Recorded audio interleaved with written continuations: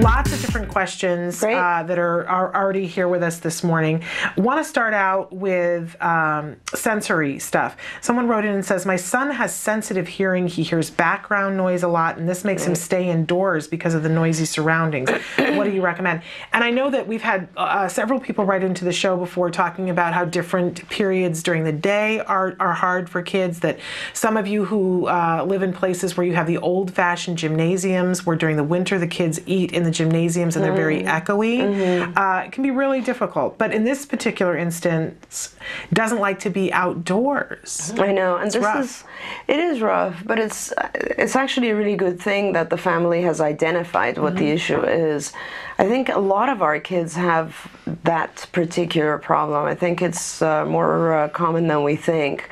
Some of my, one of our older kids who recovered years ago told me that, you know, it was things that he heard that were very, very loud were things like the door closing or, you know, various other sounds in the environment, and what was very faint and difficult for him to focus on because it was almost like background noise was language. So it was kind of an interesting thing to think about. The thing with hearing is that you can acclimate to various things. I don't know, you know, we have our kids, any teenagers, you know, how they listen to music really loud. I mean, part of it is because they get used to it and then they don't realize how loud it is. So our hearing is sort of over time gets used to various things and adjusts. What I would suggest for this family is there's two things you can do. You can make the child a little bit more comfortable, and that would be by giving him like those noise reduction headphones, like Bose headphones, in places where you just have to go somewhere and he doesn't want to go outside or whatever it is, or really noisy environments. A lot of times parents tell me it's like if you go to, let's say, airports or places where like events or parties where there's a lot of noise, it really disturbs our kids. But that isn't really something that you can do functionally forever, because, you know, you don't want your child to be walking around with Bose headphones all the time. Although it's much more socially acceptable right now than it used to be, because everywhere you see teenagers, it's like a fashion accessory now with the headphones on. It's very true.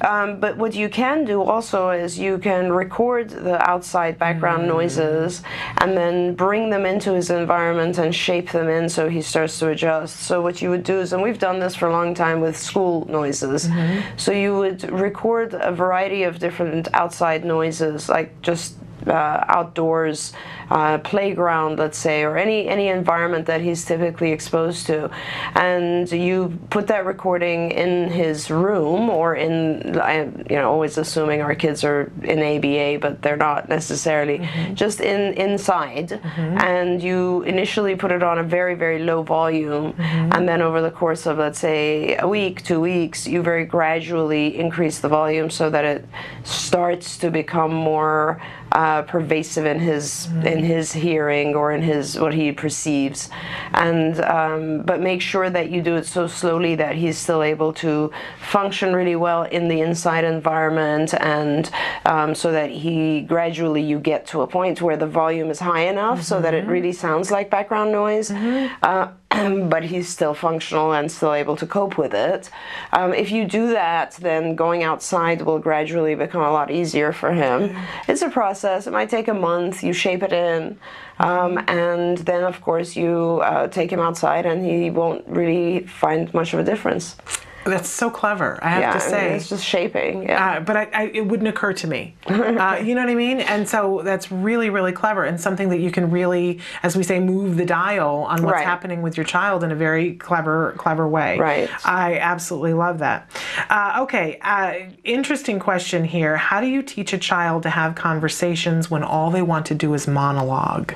That's a great question. Isn't it? It's a great question, because I love our kids. They are so, at a certain point before they really start to understand theory of mind or other people's perspectives, they're very egocentric. You know, their whole world is about the things they like. And a lot of our more higher functioning kids or Asperger's kids have particular topics that they're so good at. Like they've memorized all of geography or all of, you know, like the presidents and all that sort of stuff, and that's all they really want to talk about. Yeah. This is also really, I guess the core of how to deal with this is also sort of a shaping procedure. So it's really common when kids are young. This is sort of something that develops over time, and typically developing kids, but when all kids, when they're young, they're really just, if you measure the amount of conversation being different from monologue in terms of its back and forth taking turns, right? If you measure the amount of conversation on a subject that the child likes versus a subject that the child doesn't like, there's a huge difference, right? So kids typically tend to just want to talk about the things they like. As we get older, the only reason that we're able to really do more conversational is because we understand that other people have different interests, and socially the appropriate thing is to give other people the opportunity to express themselves. And there's a billion things around that. Like if you don't, then you will lose friends, and you notice that people are walking away from you, and you don't want that to happen. All this sort of stuff which our kids really can't do. They don't recognize the signs of, oh, I'm like going on and on about my topic, right? So I guess for this parent, the easiest way, I mean, there's several different things you have to teach the child, not just being able to stop and take breaks, but more importantly, I guess it would be being able to listen to something else, and then the ability to put that in between their own comments. But it's more than that, Shannon, because conversation is, one person says something, the other person typically builds on it. Yeah. And so that building on the comment has to do with things like you're either negating it, or you're agreeing with it, or you're adding specific details to it, or you're taking it in an abstract form and applying it to other situations. That's how conversation is, right? You confirm, all that sort of stuff is conversation. So the best, instead of, it would take me 2 hours to go through all the steps of teaching conversation, the best thing for this parent is to go to our social curriculum in, I think it's in social, yes, it's in social in skills, which is online, and the social curriculum has a subsection called social conversation, and social conversation has a section that really breaks down all the steps of conversation, and it'll be probably about 10 different lessons. So there are things like initiating a conversation, taking turns in conversation, listening to other people, recognizing cues about other people's interest or disinterest in your conversation, knowing how to repair a conversation, knowing how to join conversation with a group versus an individual. Maybe there's more than 10, maybe there's about 15 lessons that really all have to just do with bringing it all together for conversation. And you sort of start with the earliest one and you just work your way up, but you have to teach that. I mean, that's a process. And again, and just, because this particular child really prefers monologue, I would say you would probably, at the same time that you're trying to teach the conversational skills, also want to work on just theory of mind stuff, just perspective taking stuff. Because once our kids are able to take someone else's perspective, a lot of things change. A lot changes. They actually do start to ask questions and understand things.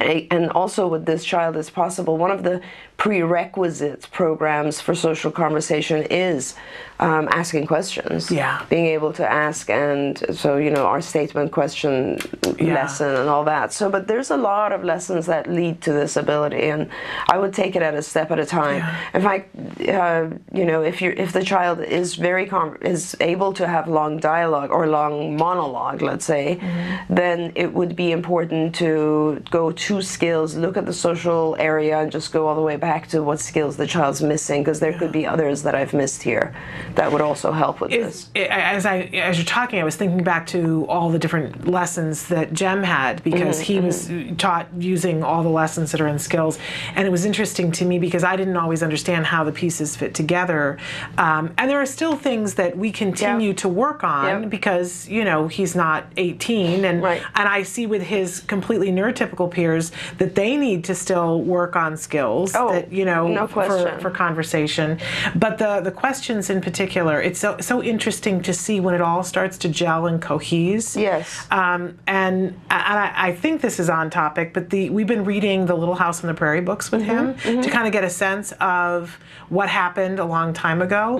And he stopped me the other day and asked me a question, and I tell you what, it took my breath away, because I thought, in early days, I prayed for him to ask a question, and I prayed for him to be able to have conversation with me and for it to be on topic. And he stopped me and said, "Why does she do that?" And I said, "What?" And he said, "Why does she keep saying Laura instead of I?" And it was this amazing sort of, like he was thinking in perspective taking for somebody who's been dead and buried for so long. He said, "Why doesn't she just say I instead of Laura?" That's so awesome. Really a huge moment for me. Absolutely. That's a great question. So I offer that up because we went through all those lessons, and it can seem overwhelming when you're looking, oh my gosh, if I want to get to conversation, I have to do this, this, this, and this. Yeah, it's but I saw firsthand that when you do it, amazing things happen. Definitely. And I mean, it's really interesting for me, and I think one of the successes at CARD, honestly, and I think a lot of it has to just do with the number of people we have at CARD and how everybody contributes to building on the curriculum. But you know, what you just mentioned is interesting as well, because if you take any very advanced lesson like social conversation and you just go back a step and you think, okay, this is really dependent on the whole area of perspective taking, but then you take that back a further step and you realize this is very dependent on being able to ask questions. And something like what Jem said goes even further back and says, okay, this is actually the type of question he asked also requires him to have a good knowledge of pronoun use. Exactly. And pronoun use is one of like level 2 lessons, you know, and so it's kind of like you have to really fill in the blocks all the way back, because otherwise it just doesn't make sense. But having said that, on the topic of conversation, there's, I would say, probably 30% of adults, typically functioning adults, don't really have perspective taking or good perspective taking, which is why they have such a hard time socially. You know, a lot of times with adults, they kind of learn to overcome it in certain settings, but in general, a lot of people we know have a very hard time understanding why their actions led to someone else's disappointment or something like that. So it's kind of interesting. It is interesting. And I also am noticing as I watch myself and other people engage in perspective taking that people might be good at it in one arena but not in another because they don't understand the social rules. Absolutely. And I see that for myself, that I go, oh, I don't know what the social rules are in this circumstance.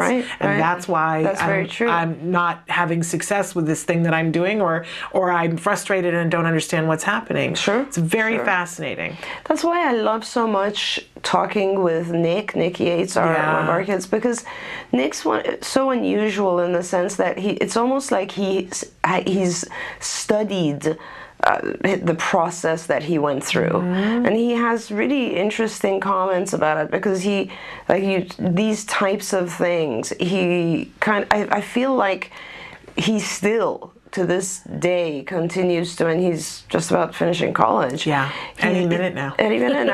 To this day, I think Nick still really analyzes situations in his life and applies some of these things to these lessons to life, you know. And I think, absolutely. I mean, that's how it is. If you think of people as a whole, some people are better in social settings than others. They're all still classified normal or typical. And successful in their own right in different areas. And in some particular settings, it wouldn't even be appropriate to be that social. You know, if you're, let's say I go into our technology department here, and it's a completely different setting than if I go into HR. Yes. You know, HR, everybody's chatting and happy, and you go into IT, no one's talking. You know, it's a whole different thing. I forayed into IT the other day to ask a Minecraft question, and then it was very chatty. I'm even thinking about, because so many kids on the spectrum are fascinated with this game, Minecraft. And it's a very social thing, and so we're thinking about doing a little segment, and I'm thinking about pulling some of the IT people in to talk about it, because I learned so much as a parent that I need to be aware of for kids playing this game. You have to get Sonny, my son, on this show. He's a master at Minecraft. He really is. You should see the things he builds with Minecraft. He's been telling me for ages that we are actually contacting the folks in Sweden who actually originally made it, because the way that they've designed this game is so just attractive to kids. It's pretty amazing. And Sonny's been telling me for ages that I should really look into Minecraft, because another group here in the States took Minecraft, and I think their website is minecraftedu.com, which is kind of, and they've turned the concepts of Minecraft into something that you can use in classrooms. So some teachers are already doing this. That would explode my child's head. I know. It would just blow his mind. Fascinating. All right, well, we should take a break, but we'll come back with more of your questions for Dr. Doreen Granpeesheh after these messages. Welcome back to Ask Dr. Doreen. Dr. Doreen Granpeesheh is here answering your questions. The next question that we have, this is just an absolutely fascinating one. My 3-year-old daughter insists on using the bathroom in every establishment we set foot in. Even if she just used the bathroom in the last 5 minutes. She does not use the bathroom this often at home, but she insists and will yell if not accommodated in every single business. Right. Isn't that fascinating? I can just picture this little 3-year-old girl. I know, it's so cute. Yeah. Well, I have so many questions around this before I can give any advice. But I'm not sure if she actually does she void? Like, does she actually go? Or does she just, go to the bathroom and pretend to go or try to go and then isn't successful? The fact that she does it when she doesn't need to, and the fact, which is one thing to deal with. The other one is the whole concept of that she yells if she doesn't get to go. So that means that, so there's two separate things here. If she actually does go each time, then we need to make sure that she can hold for longer periods. So I assume you know already as a parent that she can. She only does this, in other words, the stimulus that provokes this is a new place. Right? So the very easy answer to this is don't let her go. Don't let her go. She will scream. It's okay. She'll get over it. And what you do is, again, bring in shaping procedures. You go to a new place or business, and she wants to go, and you say, no, we're going to do this. And then you do something for 2 minutes and you leave. So you shorten her exposure to the opportunity. So you really start with a very and you would have to teach this. So you'd have to go to places where you don't really need to go, and she'll ask to go to the bathroom, and you'll say, no, we're done, we're leaving, and then you leave. And then the next time you go back to the place or a new place, she'll say, I have to go, and you'll say, no, I only need to do something really quickly, and let's say you go up the elevator and come back and you leave. And then you gradually increase the duration of time that you're at the new place. Let her tantrum, let her fight it over, get everything out and so on. But if she doesn't have to go, you don't go. You keep her on a schedule. You make sure that she's going perhaps every half hour or an hour, depends on her regular needs. Okay. But don't fear the fact that she'll yell and scream and all this. Now, why does she do this? Yeah. Let's talk about that for a second. Anything that becomes a routine that we can't really explain is, in my mind, typically has to do with some level of anxiety, or it's like one of the OCD, obsessive compulsive type behaviors that we do. The fact that she wants to, and I, like, these are other questions I don't know. I'm assuming she'll ask to go right when you get to a new place. Sounds that way. It's sort of like she's establishing her territory. It's kind of like a territoriality type thing where I'll go to the bathroom and mark my territory. It's kind of like, okay, now I feel more comfortable in this setting. It's just a habit. Another thing could be, what does she do in the bathroom? Right. Perhaps it's not really the going to the bathroom. Maybe it's washing the hands that's more enticing to her, or maybe that's what. So make sure that you figure out if there's a specific feature to going to the bathroom that is attractive to her. Maybe at some point she saw a bathroom that she saw as very cute or something, and she's looking to see what bathrooms look like.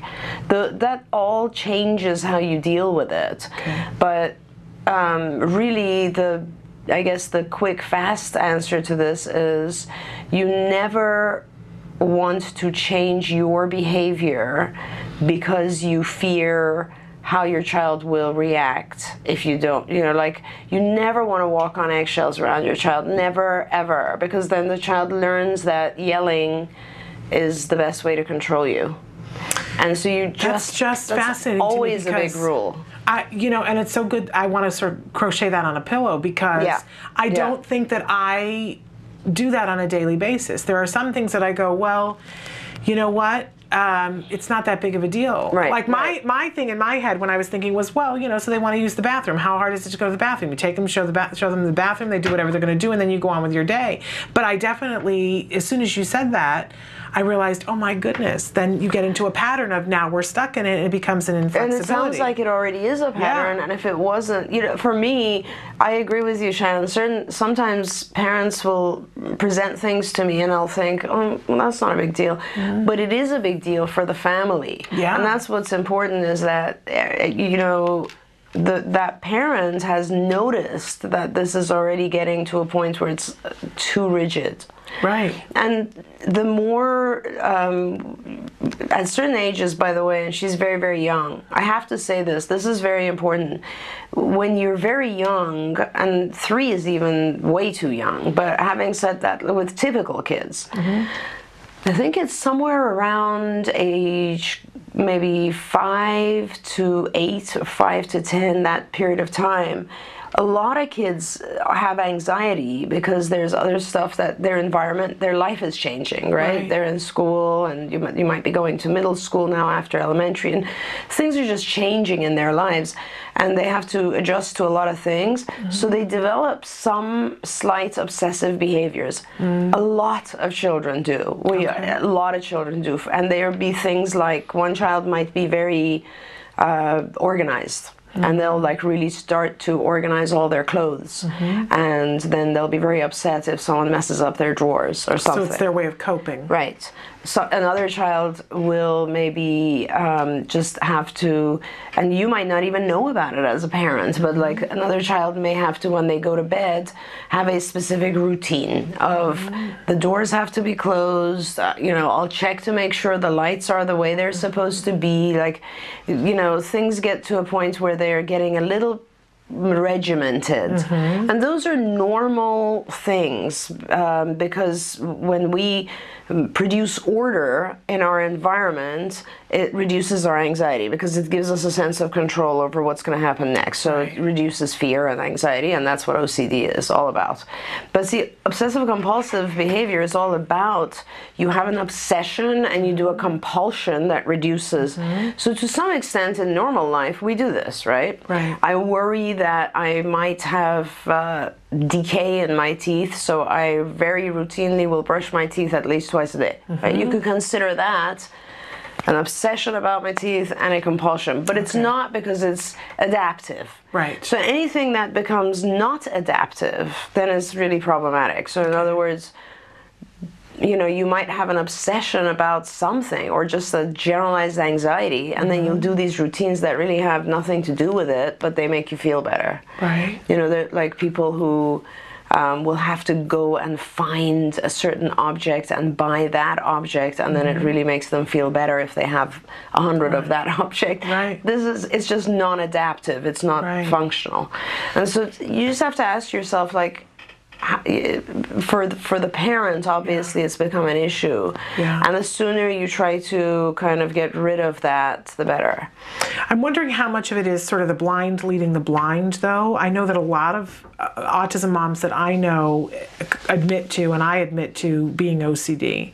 So if we're OCD, right, and my thing is I'm always concerned about where is my OCD glomming off onto my child, and I've heard lots of other moms say that. But are we the people who should be in charge of making sure that our child doesn't do obsessive compulsive things? No, but that's the thing. You actually are the perfect people to be in charge of it, because you understand what it's like to have anxiety and want to try to reduce the anxiety.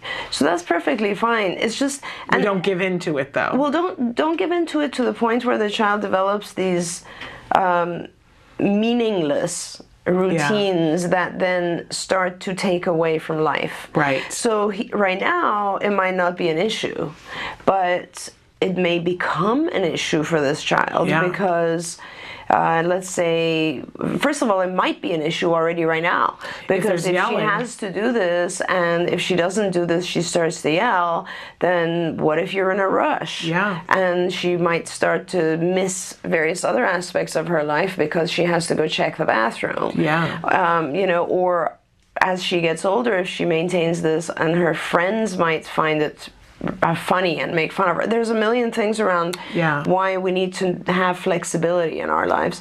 So, you know, as long as you keep an eye on how dysfunctional is it becoming, and you alter that, and you know, give your child something else that's more functional, that gives a level of safety. For instance, a lot of children carry toys around with them. That's just a safety thing. Hoarding is in order to when you feel anxious, you hoard. I mean, so basically holding a stuffed animal, or holding a blanket, or holding a toy or something is always something that reduces our anxiety. It makes us feel safe. Or give your child like a necklace or something that they can touch, and that can be something that they go to when they feel anxious in a new setting. So there are other things that are more just part of life and don't look odd. Yeah. So, but it is an issue for the parent. I understand. But you know, it goes back to this whole thing. We do have to pick our battles. There's no question we pick our battles. But don't be afraid. I mean, I know a lot of our kids, like Jem, for instance, they get better and better and better, and we're so happy with where they are that we start to give in. But I always tell parents that whatever you give in on is what will stay in the world of your child. So if you want your child to change, you have to change. You have to be willing to let her yell. That is the biggest change for parents, and you just have to be willing to do that. And I think what you were saying about make sure that you're scheduling it so that you're just going to go in for a couple of minutes. That makes it easier. To be key too. If you know you have to go shopping because you have to get the groceries, and you're trying to implement this, you're gonna have a really difficult time. Right. No. So really work on this as a separate thing. Like schedule times when you go to a building and leave. Go to a building and leave, and let her. She'll acclimate. I'm telling you, like after 3 or 4 times, she'll get it. She'll stop, and she'll find something else to help her feel at ease. We didn't have the bathroom thing, but we went through a period of time. We cycled through when we would go into a grocery store. Jem would insist that he had to go and look at the birthday cake displays, and he would tantrum and hit me in the head if it didn't happen. And Art Wilkie actually helped us to solve that. And it's the famous conversation that I always say, that I yelled at Art because he was telling me, you know, here's what you want to do, and here's how you want to, you know, protect yourself so that you're not being hit, but get him in the car seat. You're going to leave if something happens. And I yelled at Art and said, where is my purse in this scenario, Art? Yeah. Where is my purse? Tell me where my purse is. And Art very sweetly looked at me and said, you're going to wear a fanny pack for a little while until you get this behavior under control. And I went, oh, okay. But I would have to take Jem to the store when I didn't have to do shopping. And we would go in, and as soon as, he would ask for the birthday cakes, and I would say, we're not going to look at the birthday cakes right now. And if any tantruming happened, we left immediately. Right. But it only worked because I wasn't actually there to shop. I would have to go at midnight and do my shopping. Yes. Which was a little bit crazy, except that within a week, my child wasn't hitting me in the head, and there was nothing crazy about that. Right. That was great. Right. And honestly, it's just hard because we have so much going on in our lives, and it's hard to hear your child scream. Yes. I mean, when I give the very basic lecture on ABA, I always talk about how our kids do various behaviors and they yell because they've learned that that's a way to maintain, that's sort of, they know that you will let them get away with it. Yeah. But the bigger issue is you're also being reinforced during this time, because when you allow the child to get what they want, you get the reward of not having to see your child yell. Yeah. And when you see your child scream and yell, that's a huge punishment for parents. And I'll tell you that. I sat outside my daughter's room for over a year because she wouldn't go to sleep, and she was yelling and screaming and tantruming and whatever it was. And thank God they're older now, but I couldn't do it now anymore. I'm too old to do it now. But everyone goes through this kind of stuff, because you just have to let the child know that it doesn't matter. You can scream and yell. I'm not letting you do something that's meaningless. I love the idea of not letting your life be ruled by being afraid of what your child is going to do. I think that's huge and key. Okay, we should take another break, and we'll come back with more questions for Dr. Doreen Granpeesheh. Stick with us. Welcome back to Ask Dr. Doreen. We're here with Dr. Doreen Granpeesheh, a true expert in the field of autism. Such a joy to have you here answering questions. And this is a really interesting question that I hear a lot in this neighborhood. How do I instill some reality in my 22-year-old high-functioning daughter? I want her to work, and she's qualified to be a cashier, but she wants to be the manager. Gosh, let's think about that. So, and mom or dad or whoever's writing in is I guess implying that she's not qualified to be the manager. Because I think, and we've heard this from a lot of parents, that when they're older, not realistic. That their expectation. I don't know that it's just kids on the autism spectrum, by the way, too. It seems like there is a generation of kids who want to go into jobs that are not entry level. Okay, and that they have an expectation. I want to make a good living. I want it, but they don't understand that you have to work your way up to that position. That you don't walk in and become the manager. Well, I mean, I think if that's the case with this family, you just kind of described what they have to do. In other words, what I would do is probably, and I'm just making assumptions here because I don't really know what's going on with her, but if that's the case and she doesn't realize that you can't be manager because you're not qualified, then what I would do is I would probably list all the different things that you need to know to become manager. And one of them would be being a cashier. Okay. So I would say you need to be a cashier, you need to be a stock, I don't know what they're called, the people who stock in the back. Right. You need to be, this, that, and all the other things. And once you've done all of that, then you would be qualified to be manager. So let's talk about that. Why don't you start with being a cashier for this period of time? Then if you want to learn another thing, then you can learn those during this time. And then that'll help the individual realize what it means to be a manager. I mean, being a manager is a very broad and maybe abstract thing, so people don't realize being a manager means all these other things. So you'd have to break it down, and not just the job types, but perhaps you would have to solve the problems of all the other employees. You would have to do evaluations on all the other employees. You would have to maybe fire someone when it's time. You would have to learn all the laws that have to go with firing someone. So you'd want to kind of list it. First of all, your daughter might not be interested after she really understands. Right. Right. So it really is sounding like an executive functions thing to me. Yeah, and I think, I mean, it's fun. That's actually, I've never come across something like that, but it does sound very interesting in terms of, I just want to make sure that I understood what it is she sees as being a manager. What aspect of that appeals to her? Is it just making more money? Or is it being the boss? Right. And if it's being the boss, you need to itemize sort of all the bad things about being the boss. Right. As well as just the fact that this is the only area that, what would you do if, like, you had a problem with this? Like, you don't know any accounting. You need to know accounting to manage a store. All the prerequisites sort of and all that. And you know what? Don't kill her hopes. Just list them out. If she's still interested, great. She'll need the next 2-3 years to get that. Right. All those experiences and knowledge. Very interesting. Yeah. Another question. My son's school wants to provide an aide for him. How do I know if the aide is qualified? Oh, gosh. That is such a hard situation. How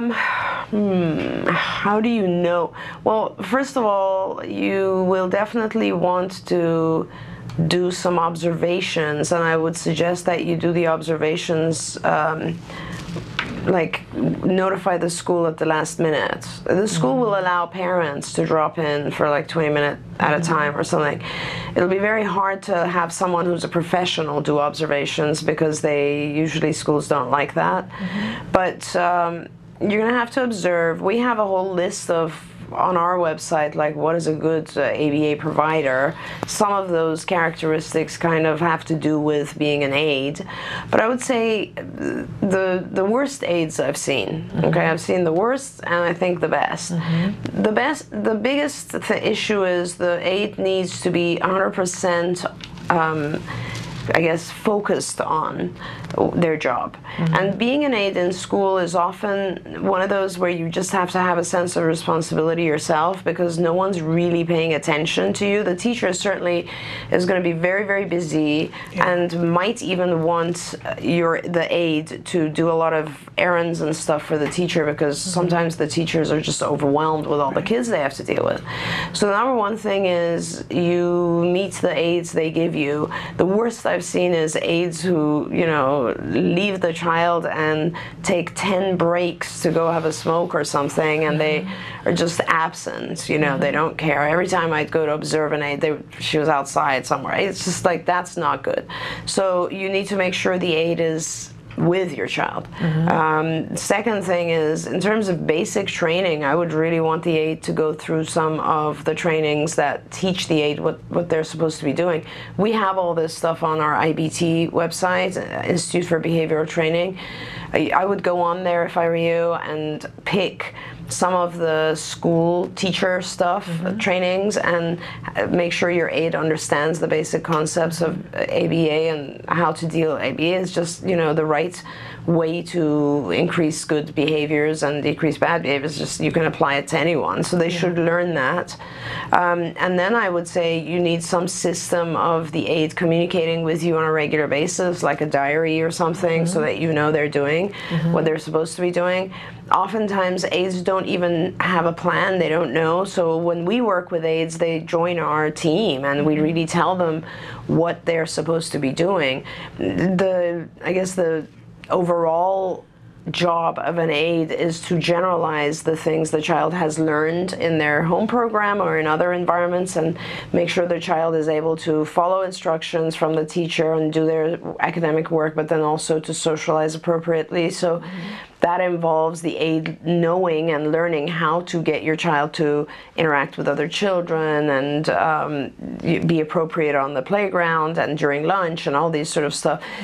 Our aides are our therapists, so they go through a massive amount of training because this is a pretty important job. It's a very important role. And over time and due to pressure from school districts and due to lack of funding, we've allowed districts to assign the aide and that we would train them. it is, sometimes they will give us a really fantastic person.